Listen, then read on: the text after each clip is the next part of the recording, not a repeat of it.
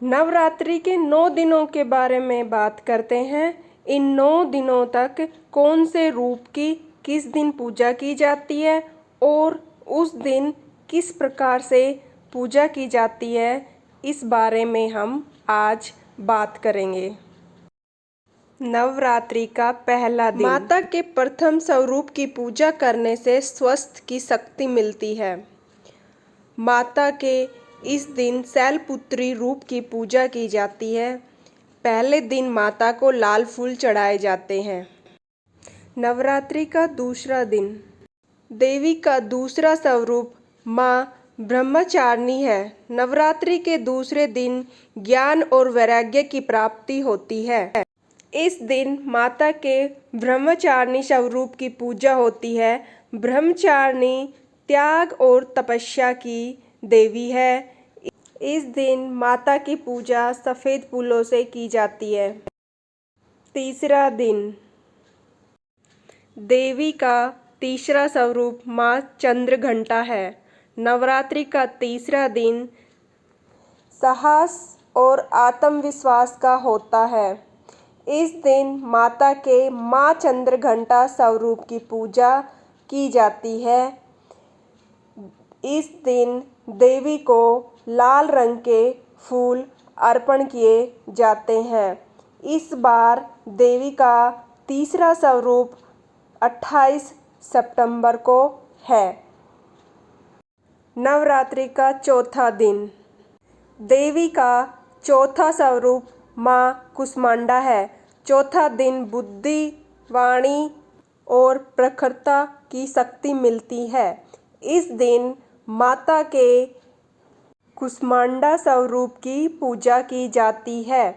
माता को चौथे दिन हरे रंग के फूल और फल चढ़ाए जाते हैं। माता के चौथे स्वरूप की पूजा 29 सितंबर को होगी। नवरात्रि का पांचवा दिन। माता का पांचवा स्वरूप माँ स्कंद माता है। माता का पांचवा स्वरूप संतान संबंधी समस्याओं को दूर करता है। अगर संतान नहीं हुई है तो संतान हो जाती है, और अगर संतान पहले से है तो उसकी उन्नति होती है। इस दिन माता के स्कंद माता स्वरूप की पूजा की जाती है। स्कंद माता का मतलब है कार्तिकेय की माता। इस दिन माता को पीले फूल भेंट किए जाते हैं। साथ ही माता को केले का भोग लगाया जाता है।